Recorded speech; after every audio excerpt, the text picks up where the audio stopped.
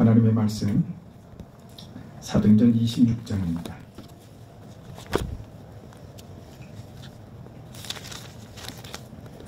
사도행전 26장 24절부터 29절까지 말씀 보겠습니다. 24절에서 29절까지 말씀.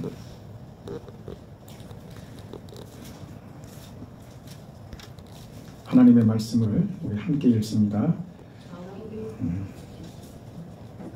24절부터입니다. 네, 같이 읽습니다. 바울이 이같이 변명하매 베스도가 크게 소리내어 이르되 바울아 내가 미쳤도다. 내 많은 학문이 너를 미치게 한다 하니 바울이 이르되 베스도 각하여 내가 미친 것이 아니요 참되고 온전한 말을 하나이다. 왕께서는 이 일을 아시기로 내가 왕께 담대히 말하노니 이 일에 하나로도 아시지 못함이 없는 줄 믿나이다. 이 일은 한쪽 구석에서 행한 것이 아니니이다. 아그리빠 왕이여 선지자를 믿으시나이까? 믿으시는 줄 아나이다. 아그리빠가 바울에게 이르되 내가 적은 말로 나를 권하여 그리스도인이 되게 하려 하는도다. 바울이 이르되 말이 적으나 많으나 당신뿐만 아니라 오늘 내 말을 듣는 모든 사람도 다 이렇게 결박된 것 외에는 나와 같이 되기를 하나님께 원하나이다 하니라. 아멘. 바울이 전도 여행을 마치고 예루살렘으로 다시 돌아오지요. 예루살렘으로 돌아와서 유대인들에게 붙잡히고 유대인들에게 맞아 죽을 위기에 처할 때 천부장이 유대인들의 소요를 보고 놀라서 바울을 잡아옵니다. 천부장에 의해서 말하자면 로마에 의해서 붙잡혀온 바울은 이제 벨릭스 총독에게 잡혀가게 되고 벨릭스 총독에 의해서 2년 동안 연금 미결수 상태로 갇혀 있게 됩니다. 그리고 총독이 베스도로 바뀌고 이 베스도에 의해서 지금 유대의 당시 분봉왕이었던 아그리빠 왕 앞에서 바울이 자기 변호를 하고 있습니다.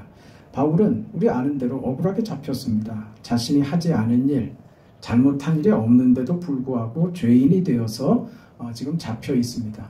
사실은 유대인들의 그릇된 종교의식, 신앙 이해 때문에 지금 바울은 하나님의 복음을 위하여 수고하다가 지금 잡힌 것이죠. 그리고 지금 벨릭스 앞에서 또 베스도 앞에서 오늘 또 아그리빠 앞에서 자신이 변호할 기회를 받습니다. 여기서 우리가 봐야 될 것이 뭐냐면 바울이 자기에게 주어진 자기 변론의 이 시간을 자신의 무죄를 증명하려고 말하자면 풀어내려고 억울함을 풀려고 하는데 쓰지 않더라는 거예요. 그러니까 바울의 이 내용들을 보면 바울이 하는 이야기들을 보면 바울이 자신을 위해서 자신의 노임을 목적하고 이 시간 이 기회를 할애하지 않더라는 것입니다. 이 기회를 타서 어찌든지 자신에게 일어난 일, 하나님께서 자신을 통해서 행하셨던 일, 복음을 전하는 일에 그의 마음을 다 쓰고 있더라고 하는 겁니다. 그래서 바울의 이 변호에는 어떤 상대를 굴복시키고 항복시키고 감동을 주려고 주장하지 않습니다. 상대를 논리로 이기려고 하지 않습니다. 설득해서 이해시키려고 하는 게 아니라 자신에게 일어난 사실을 담담하게 전하는 것이죠. 여기에 어떤 감정적인 동요가 없습니다. 어떻게 이럴 수 있을까 말이죠. 이게 쉽지 않다는 걸 우리는 압니다. 이것이 지금 바울의 이 모습에서 오늘 우리가 현실에서 우리 삶을 어떻게 살아야 하는가에 대한 귀한 답을 얻는 겁니다. 바울이 억울한 일을 당합니다. 억울함 앞에서 그는 흥분하지 않는 거예요. 감정적으로 동요되지 않습니다. 우리는 속상하고 억울하면 당장 낯빛이 변하지요.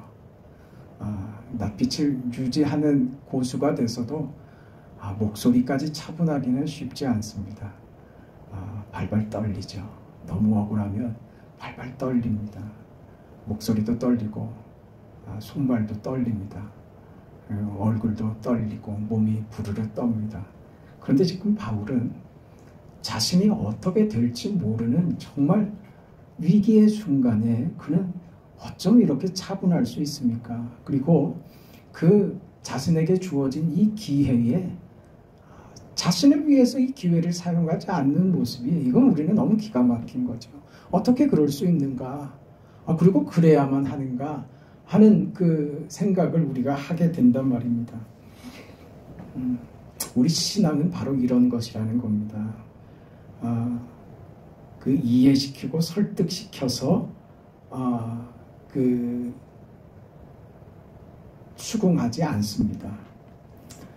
무슨 우리의 열정이나 우리의 어떤 그 지성에 우리 신앙의 힘이 있는 것이 아닙니다. 신앙의 힘은 어디 있냐면요, 우리 신앙의 힘은 사실에 있습니다. 이게 사실이라는 데 있는 거예요. 바울이 왜 이처럼 담대하고 저들 앞에서 이 이야기를 멈추지 않고 계속 반복하여 말할 수 있는가? 무엇이 가진 힘이요? 사실이 가진 힘 때문에 그런 거예요. 오늘 우리는 사실 위에 서 있습니다. 하나님의 역사는 환상 중에 벌어진 무슨 신비한 체험들로 구성된 것이 아닙니다.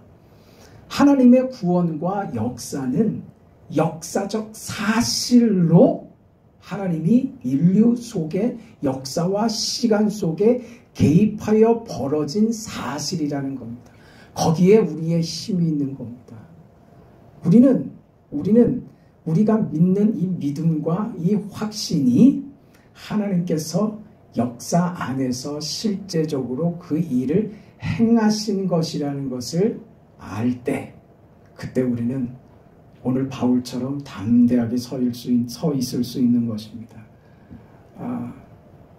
논리보다 어떤 감정보다 앞서는 겁니다. 그것과 초월하는 사실 위에 서 있을 때. 그래서 바울이 뭐라 그래요? 바울이 이르되 26절입니다. 몇 절입니까? 29절.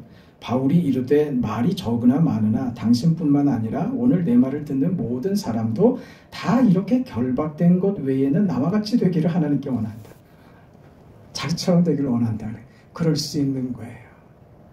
이게 지금 바울이 붙들고 있고 바울이 서 있는 위치인 거예요. 어디 사실 위에 서 있으니까 바울은 누구에게도 당당하게 이런 희망과 기대를 이야기할 수 있는 거예요. 당신도 나와 같이 되기를 원한다. 얼마나 멋집니까? 네? 오늘 우리 신앙이 이 자리에 서 있기를 바랍니다. 선생도 나와 같기를 내가 바랍니다. 내가 지금 고통당하고 잡혀있는 것 이거 외에 나와 같기를 내가 소원한다. 이게 바울의 말이었죠. 그의 힘은 거기에 있었던 거예요. 이렇게 말할 수 있는, 당신도 나와 같이 되기를 원한다라고 말할 수 있는 바울의 힘과 그렇게 말할 수 있는 그 당대함과 그 당연함이 이 사실 위에 서 있기 때문에 그렇다. 하나님께서 내 삶 속에 이렇게 역사하신다는 그 확신과 그 각오보다 뛰어난 것은 아무것도 없습니다. 하나님이 내 삶 속에 개입하시고 내 삶 속에 역사하셨다는 것이 무엇을 말하느냐? 하나님의 의지죠. 나를 사랑하시고 나를 복되게 하시며 나를 향한 사랑의 그 구원을 이루기 위하여 하나님이 포기하지 않으시고 내 삶 속에 역사하신다. 그러니까 하나님의 의지입니다. 이것을 확인한 사람은 포기할 수 없죠. 낙심할 수가 없는 겁니다. 그래서 지금 바울은 이 자신은 홀로 죄인 같은 몸으로 서 있고 모두가 그를 주목하고 주시하면서 유대인들은 그를 죽이려고 하고 로마는 그에 대하여 아무 관심도 없이 별것도 아닌 것처럼 그를 취급하면서 바울에 대한 일신상의 어떤 관심도 없는 권력, 세상의 힘, 그리고 자신을 죽이려고 하는 동족들 앞에서 바울은 이렇게 담대하게 설 수 있는 겁니다.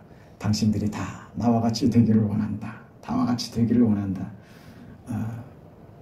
이게 바로 오늘 우리가 가진 신앙이 우리 삶 속에서, 우리 현실 속에서 어떻게 발현되고 어떻게 발휘되어야 하는가 하는 점이에요. 지금 바울은요, 자신의 신앙이 어떤 모습입니까? 선포적이죠. 나는 그리스도 예수의 부활을 목격했다. 그 부활의 주님이 나를 찾아오셨다. 내가 스스로 발견하고 깨달은 것이 아니다. 하나님이 내 삶에 의지를 발동하셔서 내 삶 속에 개입하셨다. 그래서 나는 깨닫게 됐다. 나는 이 일의 증인이 됐다. 그래서 나는 이 일을, 내가 보고 들은 이 역사적 사실을 전해야만 한다. 이 사실은 너무나도 크고 너무나도 중요하기 때문에 당신들에게 나는 기회를 타서, 기회가 생기면 나는 이 말을 할 수밖에 없는 인생이 됐다. 이것이 나의 자랑이며 나의 증거며, 나의 증거처럼 당신들도 나와 같은 모습이 되기를 원한다. 이 선포 말입니다. 우리 신앙은 이 자리에 있어야 되는 거예요. 선포하는 자리 말입니다. 어디서요? 현실에서요. 현실에서. 자주 말씀드리지만 기독교 신앙은 무슨 구호로가 아닙니다. 무슨 감상적인 걸로, 그걸로 끝나는 거 아닙니다. 기독교 신앙의 힘은 그런 데 있지 않아요. 네? 기독교 신앙의 힘은 사실에 있다고요. 사실에, 역사라는 것에 있다고요. 그러니 우리가 직면한 이 현실 속에서 어떤 사람으로 내가 겪은 이 사실을 선포하는 자로 서 있으라고 하는 거예요. 어디서요? 현실에서, 지금 말입니다. 지금, 오늘 내 자리에서 말입니다. 내일로 미루거나 무슨 구호 뒤에 숨거나 하는 것은 비겁한 거라고요. 그건 신앙 아니라고 말씀드렸습니다. 그저 구호일 뿐이고 그냥 명분만 가지고 있는 것이지 믿음의 실제와 힘은 잃어버리는 겁니다. 그래서 그 예수 믿는 자, 하나님의 자녀라고 하는 이름은 가지고 있지만 그 이름의 힘은 잃어버린 것이죠. 그래서 세상 속에 어떤 영향력도 발휘하지 못합니다. 내 삶을 통해서 하나님이 내 삶의 주인이시며 내 삶에 하나님이 주인이 되셔서 내 삶이 어떤 인생, 어떤 현실이 되었는가를 증명하지도 못하는 비겁하고 초라한 그리스도인이 되어버리고 말더라 하는 거예요. 그리스도인 된 자리와 그 이름과 그 높음과 그 위대함을 우리 인생, 우리 오늘 현실 속에서 잃어버리지 말고 발견하고 나타내자, 그 말입니다. 바울은 이 현실 속에, 이 정황 속에 보세요. 어떤 현실이요? 억울하다고요. 잡혀있다고요. 우리는 이럴 때 할 말이 많아요. 자기에 대해서 말이 많은 사람은요, 겁이 많은 사람이에요. 자기에 대해서 말이 많은 사람은 걸리는 게 많은 사람. 뭔가 자기를 변명할 게 많은 사람이 자기에 대해서 말이 많아. 설명이 많아요. 오늘 바울을 보세요. 자기를 변명하고 도망치려고 하는, 벗어나려고 하는 그런 변명의 말이 있더냐 말이에요. 없죠. 왜? 그에 관심이 없기 때문에 그래요. 그게 무가치하다는 것이 아니라 훨씬 중요한 것을 붙잡고 있기 때문에 그렇다는 거예요. 어떤 현실에서요? 매 맞고 죽어나가고 이 2년 동안이나 아무것도 하지 못하게 붙잡혀 있는 이 현실 말입니다. 이때 우리는 말이 많죠. 이럴 수 있습니까? 2년 동안 갇히지 않았으면 얼마나 많은 일을 했을 텐데, 오늘 우리는 우리 현실을 가지고 그래서 불만들이 많은 거예요. 내게 이럴 때 이런 게 좀 좋아졌고, 이런 현실들에 좀 다른 현실이 찾아왔고 내가 원하고 내가 기대했던 어떤 그 변화들이 찾아왔었으면 내가 훨씬 더 좋아졌고 그때 늘 갖다 붙이는 게 뭐예요? 내가 주를 위해서 뭔가 더 열심히 더 유익하게 뭔가 할 수 있었을 텐데 내가 지금 하나님께서 내 인생을 이렇게 쪼그라뜨려 놓으니까 내가 주를 위해서 할 수 있는 게 아무것도 없습니다. 이루고 있단 말이에요. 모든 게 다 변명이 되고 이것이 우리의 핑계가 되고 자기 합리화가 돼서 자기가 뭐를 안 하는 것이 정당화되는 것처럼 만드는 변명하는 데 쓰게 되는 거예요. 우리 모두가 다 마찬가지입니다. 죄인된 본성이 다 그렇죠. 우리가 만약에 바울처럼 이렇게 열심을 다하고 진심을 다해서 정말 자신을 위한 삶이 아니고 교회를 위해서 하나님의 나라를 위해서 정말 죽기까지 충성했으며 나의 모든 것을 다 들여가면서 정말 주를 위해서만 열심을 내었는데 정말 꼼짝없이 갇혀서 아무것도 하지 못하는 수족이 매여 있는 상태로 내가 그렇게 붙들려 있다고 하면 그럼 우리는 어떤 이해를 가지게 되겠느냐 이거예요. 그건 그렇게까지 비유하고 넘어갈 것도 없어요. 오늘 우리 현실에서 내가 내 현실과 내가 살고 있는 내 자리에 대해서 내가 어떤 생각을 가지고 있는가 하는 것을 보자 이거예요. 그걸 살펴보자 이겁니다. 교회에 대해서 또 가정에 대해서 내가 지금 직면하고 있는 내 상황들, 이 정황들에 대해서 어떤 생각을 가지고 있는가. 그걸 들여다봐야 됩니다. 그것을 들여다보면서 아이고 내가 이런 생각을 가지면 안 되는데 하는 마음이 들면 그러면 됐습니다. 그 정도 되면 됐습니다. 그런데 아무런 이상을 발견하지 못한다면 그건 문제가 있는 거예요. 그건 기도를 해봐야 될 문제. 자신의 문제가 뭔지 그게 발견되지 않는다면 기도해야지 돼요. 오늘 바울은 아무렇지도 않게 지금 서 있어요.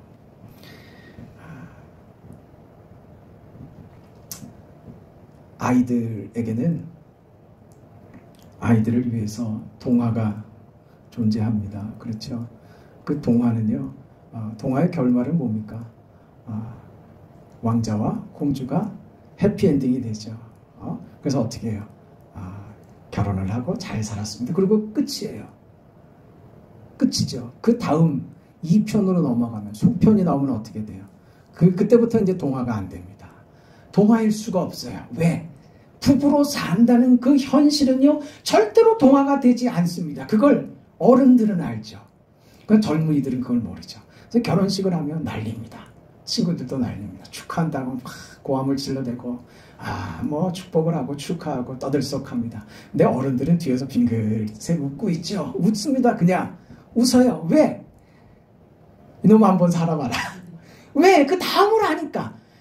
결혼을 비난하거나 결혼에 대해서 무슨 부정적인 얘기를 하려고 하는 게 아니에요. 하나님이 허락하신 결혼 제도는 반드시 있어야 되고 우리에게 허락된 하나님이 허락하신 교회의 기본 구성입니다. 그렇게 허락된 이유가 뭐냐 하는 거예요. 그 허락된 이유는요. 결혼이 그 뭐예요? 살아내야 할 현실이라고요. 그건 녹록지 않다고요. 물론 생각하고 있다고 하지만 모르죠. 경험해보지 않고는 그 현실이 녹록지 않은 정도가 아니라 내가 어떻게 이 인간하고 결혼했을까 쉽게 그게 오래가지도 않고 발견을 해요. 네? 세상에 이 사람보다 바보 같은 사람은 없을 거라는 것을 한 2, 3년 지나면 발견을 합니다. 오래가지도 않아요. 내가 무슨 내가 뭘 껴가지고 이렇게 내가 이런 결정을 했을까 하는 후회를 곧이어 하게 됩니다. 근데 돌이킬 수가 없죠. 그게 잘못됐다는 말이 아니에요. 누구나 겪는 현실이라는 거예요. 여러분들 뭐 부부 관계나 그 가정 생활이 제가 그걸 폄하하거나 그걸 제가 낮춰서 말씀드리려고 하는 게 아니에요. 우리 모두가 정직하게 겪고 있는 현실들 아니에요. 어디 쉽던가 말이죠. 가정을 일구고 자녀들을 낳아서 기르면서 그렇게 살아온 세월이 그게 만만한 세월이더냐 이거죠.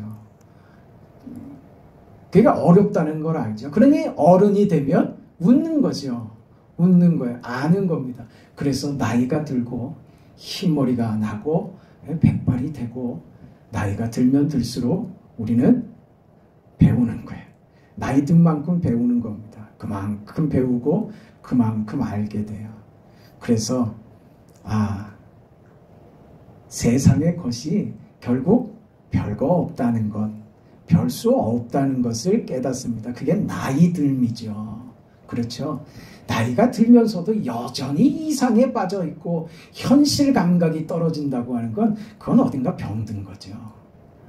우리는 세월을 살면서 이 현실을 겪으면서 그걸 보고 배우죠. 그 인생을 살으라고 하는 게 오늘 성경의 가르침이고 바울이 보여주고 있는 현실의 삶입니다. 젊은이들의 결혼식 앞에서 어른들이 침묵하는 이유 있는 것처럼 말입니다. 침묵에 다 이유가 있고 그 표정에 뭔가 알고 있는데 숨기는 것 같은 그 표정에 모든 것이 다 담겨 있죠. 우리가 예수를 믿는다고 하는 것은 바로 이것입니다. 우리가 예수 믿는다는 것은 이제 예수로 인하여 견디는 인생이 되는 겁니다. 다른 것입니다. 예수 믿어 무슨 세상적 보상을 받고 예수 믿어 세상적으로 성공하는 것으로 하나님이 우리 인생에 무슨 기대나 의지를 가지고 개입하시는 것이 아니라 이 현실이라는 우리의 그 상황들, 정황들, 우리의 삶의 이 자리를 통해서 하나님이 우리를 만들어 가시고 우리에게 깨닫게 하시고 우리에게 무엇인가를 하나님이 하시겠다고 하는 하나님의 의지가 어디에서 현실에서 반영된다는 것을 알아야 하는 거예요. 그 현실을 누구나 예외 없이 살아가는 것입니다.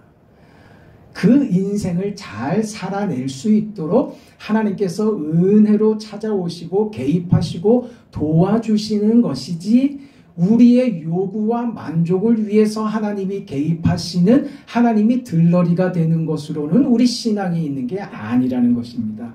이 이해에 있어야 우리는 우리 신앙의 삶에 우리 현실에 정말 성실하게 멋지게 하나님께서 허락하시는 우리 인생의 보상이 무엇인가 하는 것을 알게 되는 것이죠. 현실적인 보상.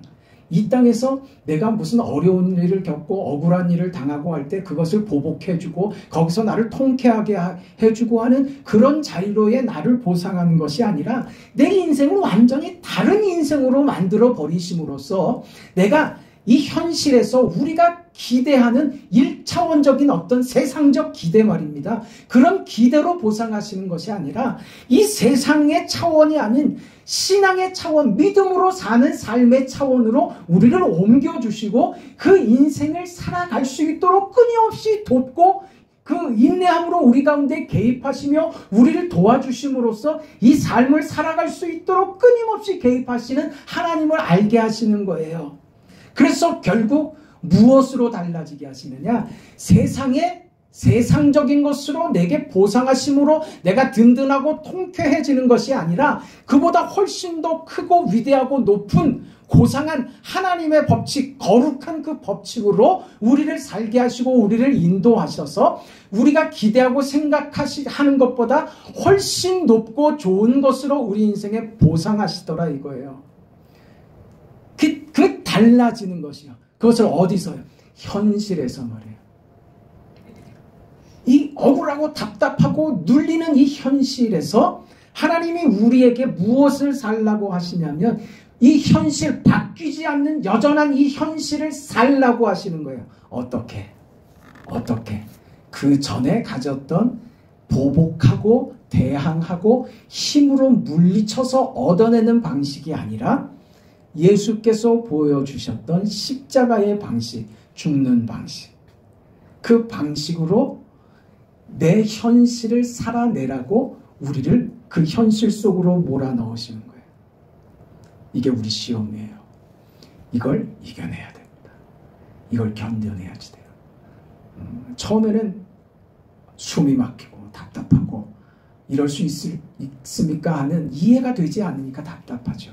그러나 우리는 그 삶 속에 하나님이 내게 주시는 것이 무엇인지 순간순간 깨닫게 되면서 하나님이 옳습니다. 이 고백을 늘 하게 되는지요. 하나님의 뜻은 언제나 옳습니다. 하나님께서는 언제나 저를 사랑하셨고 하나님께서는 언제나 저를 좋게 하셨음을 믿고 알게 되었습니다. 이 자리로 가는 것이죠. 이 자리가 어떤 자리냐 이거예요. 그 전에는 뭘 품어요? 세상에 대하여 힘으로 대적해 보려고 하는, 나도 힘을 주세요 하는 그 기대와 그 요구에서 이제 뭘 구하는 거예요? 십자가를 구하는 거예요. 그 자리로 변하는 거죠. 인생이 달라지는 거예요. 우리 자리가 달라지는 거예요. 하나님께서 우리에게 요구하시는 현실을 살아라 하고 우리에게 던져주는 현실이 뭐라고요? 이 현실이야. 이 요구야. 억울한 상황에서 너 십자가를 지는 편을 택해라. 이렇게 요구하시는 거예요. 이게 쉽지 않죠. 그래서 쉽지 않은 겁니다. 어렵습니다. 그러나 주님, 내가 그렇게 살겠습니다. 그게 하나님의 뜻이고 그것이 저를 살게 하는 법이며 저를 유익하게 하시는 아버지의 선하신 뜻이 됨을 내가 믿습니다. 그렇게 살겠습니다 하는 인생들이 되어야 합니다. 예수를 믿는다라고 하는 것은 나는 이제 예수 그리스도 안에서 하나님의 뜻을 이루기를 원하는, 하나님의 뜻을 이 세상 가운데 예수 안에 삶으로 내 인생을 이렇게 선포합니다 하는 것이 우리 신앙인 겁니다. 정리를 좀 할까요? 로마서 12장에 한번 가보면 로마서 12장을 같이 한번 찾아보죠. 로마서 12장 14절 말씀 한번 보겠습니다. 로마서 12장 14절 257페이지 로마서 12장 14절부터 21절까지 한번 읽어볼까요? 마지막 절까지 같이 한번 읽습니다. 시작. 너희를 박해하는 자를 축복하라. 축복하고 저주하지 말라. 즐거워하는 자들과 함께 즐거워하고 우는 자들과 함께 울라. 서로 마음을 같이하여 높은 데 마음을 두지 말고 도리어 낮은 데 처하여 스스로 지혜 있는 체 하지 말라. 아무에게도 악을 악으로 갚지 말고 모든 사람 앞에서 선한 일을 도모하라. 할 수 있거든 너희로서는 모든 사람과 더불어 화목하라. 내 사랑하는 자들아, 너희가 친히 원수를 갚지 말고 하나님의 진노하심에 맡기라. 기록되었을 때 원수 갚는 것이 내게 있으니 내가 갚으리라고 주께서 말씀하시니라. 내 원수가 줄이거든 먹이고 목마르거든 마시게 하라. 그러함으로 내가 숯불을 그 머리에 쌓아 놓으리라. 악에게 지지 말고 선으로 악을 이기라. 이렇게 말씀하시죠. 이게 우리 현실이라는 거예요. 우리가 살아낼 우리의 현실을 어떻게 이렇게 살라고 하는 거예요. 악에게 지지 말고 선으로 악을 이기라. 싸우라는 말이 아니에요. 선하게 굴면 또 악하게 구는 자가 회개하고 돌이킨다는 뜻도 아닙니다. 선한 일을 해서 감동을 주라는 얘기도 아닙니다. 선으로 악을 이기라고 하는 것은 악한 자가 악한 길을 가듯이 너는 저자가 어떻게 하든지 너는 너의 길을 가라 이거예요. 네가 맡은 역할은 선한 역할이다 이거예요. 그 남들이 뭐라 그런다고 너의 길에 위축되지 말고 너는 오직 너의 살 길을 네가 해야 될 일을 해라 그 말입니다.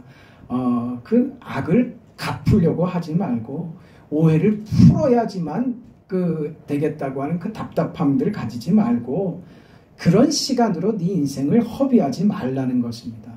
너에게 준 길을 가라 이거지요.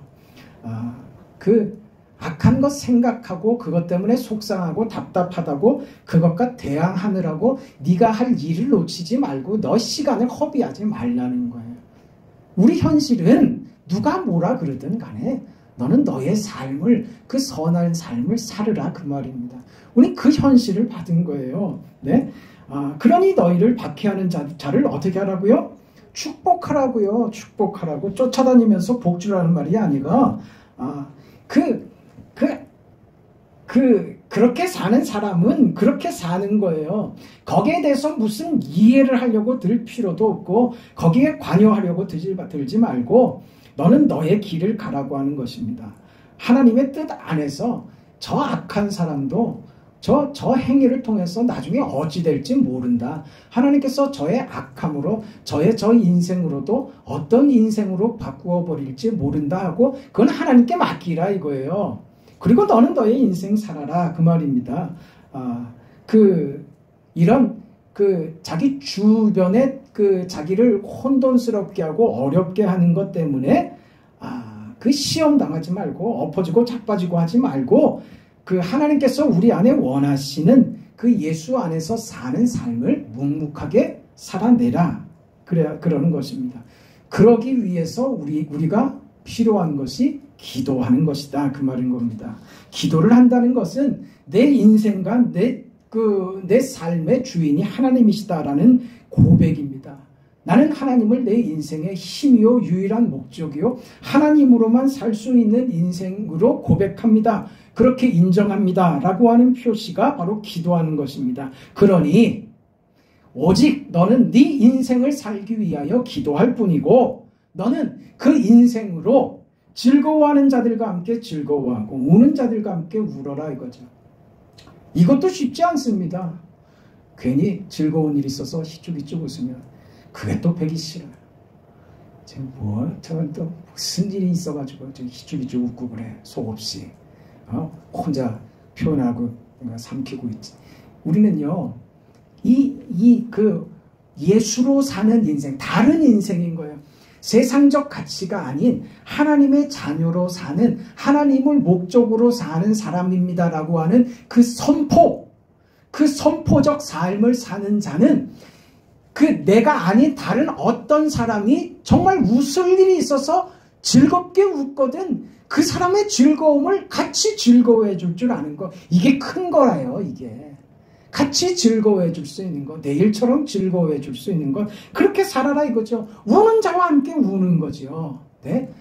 그렇게 사는 거. 저를 책 잡고 판단하고 하려고 들지 말고 함께 울고 함께 웃고 해라고 하는 겁니다. 그리고 저들 앞에 그래서 지혜 있는 척하지 말라고 하는 거예요. 함부로 판단하지 말라는 겁니다. 우리가 뭘 알면 얼마나 알고 우리가 가진 지혜가 깊으면 얼마나 깊겠냐 이겁니다. 우리는 모르는 것이 한두 가지가 아닙니다. 사실은 우리 인생에 대해서 우리는 모르는 것 투성이들입니다. 우리는 대부분을 모릅니다. 우리가 알고 있는 게 뭐가 있습니까? 내가 안다고 하는 내 지식이라는 게 뭡니까? 어디서 들어서 알게 된 것이지 내가 깨달아 안 게 도대체 몇 개나 있습니까? 우리는 내 지식을 자랑하고 내가 지혜 있는 척해서 상대를 판단하고 하는 잘난 체 하지 말고 그저 우는 사람 있으면 같이 울어주고 거기서 이빠른 소리 하지 말란 말이에요. 거기서 무슨 사실관계를 얘기하고 무슨 옳은 얘기를 하지 말라고 하는 거예요. 슬픈 자 앞에 가서 네가 왜 이런 일을 겪었는지 그 사람에게 당신이 겪고 있는 이 실패의 원인이 뭔지를 분석하려고 들지 말라는 겁니다. 여러분 싸움은 어디서 나냐 하면 내가 옳다고 우기는 데서 싸움이 일어나지 않아요? 옳고 그름이 중요한 게 아닙니다. 그건 하나님께 맡기세요. 우리는 같이 하는 거예요. 함께 하는 것으로 그 인생을 사는 겁니다. 이게 선포적 삶입니다. 우리는 하나님 손 안에 있는 자로서 우리가 이해하지 못하는 세상의 정황들, 이해하지 못하는 이 사실들, 이 현실들을 하나님의 손에 맡기고 하나님의 뜻이 있는 줄 믿고 우리는 내가 해야 할 내 역할, 내 길을 가야 되는 것입니다. 그게 선포입니다. 그래서 이 선포는 타협도 아니고 합의도 아니고 상대가 이해해야 합의해야 무슨 효과가 있는 것도 아닙니다. 선포적 삶이라고 하는 것은 하나님이 우리에게 찾아오셔서 알게 하고 믿게 하시고 허락하신 삶을 그 사실을 우리 현실 앞에서 세상 앞에서 그것이 사실이라고 나는 네 인생을 산다고 선포하며 세상 앞에서 우는 자와 함께 울고 웃는 자와 함께 웃는 함께 즐거워하는 인생으로 저들에게 그리스도의 십자가로 나아가서 사는 그 삶, 그것이 어떤 억울한 경우가 될 수도 있고, 그것이 어떤 속상한 일이 될 수도 있고, 그것이 손해보는 일이 될 수도 있지만, 나는 내 인생을 이렇게 받았다 라고 이해하고, 받은 이 자리에서 우리가 선포할 것은 이것 하나입니다. 당신들도 나와 같이 되기를 원한다. 이 믿음의 사실 하나를 가지고 세상 앞에 서서 선포하는 그런 우리 신앙이 되어야 할 것입니다. 그런 우리 모두와 우리 교회 신앙의 고백이를 바랍니다. 선하시고 자비하신 영광의 아버지 하나님, 은혜와 사랑을 감사합니다. 주신 말씀을 따라 우리 신앙이 역사, 사실 위에 세워져 있으며 나의 어떤 기대나 내 생각이나 경험들에 토대하고 있는 것이 아니라고 하는 것 때문에 우리의 믿음은 더할 수 없이 확실하고, 이 역사 위에 사실 위에 서 있는 우리 믿음은 분명하며 약속된 것이 확실히 결과될 것을 아는 자로 오늘 현실을 사는 신앙인이 되었음을 감사합니다. 그러니 이 현실 속에서 오늘 바울과 같이 당당하게 서서 당신들도 나와 같은 인생이 되기를 원한다고, 저들 속에 막막하고 억울한 이 현실 속에서 말할 수 있는 자들이 되게 하여 주시옵소서. 이 현실 속에 억울함을 토로하는 것이 아니라 이 현실 속에서 하나님이 무엇을 허락하시고 어떤 일을 이루실까 하는 기대와 하나님의 개입과 하나님의 의지가 내 인생을 얼마나 놀랍게 변화시킬 것인가에 대한 기대를 가지고 살아가는 우리 모두가 되도록 축복하여 주시옵소서. 병상에 있는 사랑하는 주의 딸들을 주께서 기억하여 주시고, 저들에게 주의 피 묻은 손으로 찾아가셔서 안수하시고 치료하시고 하나님 위로하시고 도와주시고, 주의 품에 꼭 안으사 천국의 소망과 예수 그리스도 안에 있는 평안과 기쁨을 얻도록 축복하여 주시옵소서. 이 일로 온 가족이 하나님의 손길을 느끼게 하여 주시고, 하나님의 은혜를 구하는 가족들이 다 되게 하여 주시옵소서. 선하신 하나님, 늦은 밤 돌아가는 발걸음을 축복하시고 안정케 하시며 우리들의 모든 삶에 하나님께서 아버지가 되어주시고 우리의 지도자가 되어주시고 인도자가 되어주시며 우리를 보호하시는 우리의 보호자가 되어주시옵소서. 예수님의 이름으로 축복하며 기도합니다. 아멘.